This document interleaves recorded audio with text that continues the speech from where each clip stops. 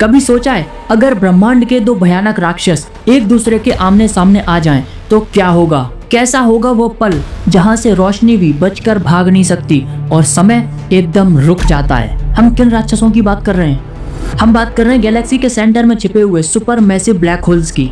पिछले वीडियो में हमने मिल्की वे और एंड्रोमेडा के टकराने की संभावना देखी, लेकिन सोचो जब इन दोनों गैलेक्सी के सेंटर में छिपे हुए सुपर मैसिव ब्लैक होल आपस में टकराएंगे तो क्या होगा? तो welcome back 30 day cosmic journey के डे 10 में। तो चलिए शुरू करते हैं बिना किसी देरी के। ये ब्लैक होल क्या है? सुनने में तो कोई होल लगता है।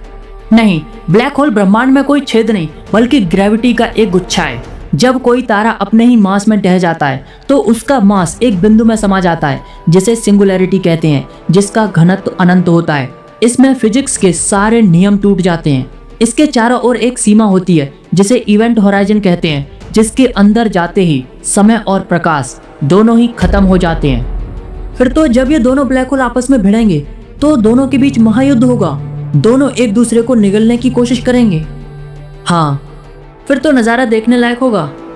नहीं, देखने के लिए जिंदा रहो तब ना, क्योंकि जब दो ब्लैक होल आपस में टकराते हैं तो एक ऐसी ग्रेविटी की लहर उठती है कि स्पेस और टाइम दोनों कांप उठते हैं।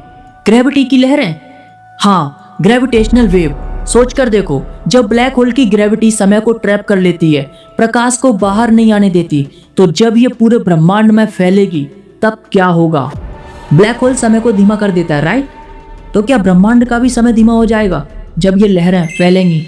हाँ, हो सकता है। जब ग्रेविटी की लहरें पूरे ब्रह्मांड में फैलेंगी तो स्पेस टाइम में कुछ डायमेंशन ओपन हो जाएंगे, जैसे समय के पोर्टल। तो उस पर्टिकुलर जगह का टाइम बदल सकता है। अच्छा, जब ये ब्लैक होल कोलाइड करेंगे तो क्या कोई सुपर ब्लैक होल बन जाएगा? देखो, जब ब्लैक होल कोलाइड करते हैं तो वे सिर्फ एक दूसरे को निगलते नहीं हैं, बल्कि एक नए यूनिवर्स को जन्म भी दे सकते हैं। शायद उस पल यूनिवर्स के भीतर एक और यूनिवर्स जन्म लेगा। एक नया यूनिवर्स ब्लैक होल से? हाँ, जब ब्लैक होल आपस में टकराएंगे तो ग्रेविटेशनल वेव पूरे ब्रह्मांड में फैलेगी और समय का बहाव बदल जाएगा, जिससे समय के नए डायमेंशन खुलेंगे। या तो यूनिवर्स का जन्म होगा या किसी दूसरे ब्रह्मांड में जाने का रास्ता खुलेगा। यकीन नहीं होता ऐसा हो सकता है। 14 सितंबर 2015 वैज्ञानिकों ने लिवो ऑब्जर्वेटरी के जरिए ब्लैक होल के टकराने से निकली ग्रेविटेशनल वेव को डायरेक्टली डिटेक्ट किया था। कुछ समय के लिए पास्ट और फ्यूचर एक हो गए थे। क्या पृथ्वी पर इसका कोई इफेक्ट हुआ? नहीं, ये बहुत छोटा बदलाव था, पृथ्वी से 1.3 बिलियन लाइट ईयर दूर। सोचकर ही अजीब लगता है ना, जिस दुनिया में हम रह रहे हैं वो किसी के विनाश से जन्मी है। तो क्या इंसान के मरने के बाद भी कुछ नया होता है? जानेंगे नेक्स्ट वीडियो में।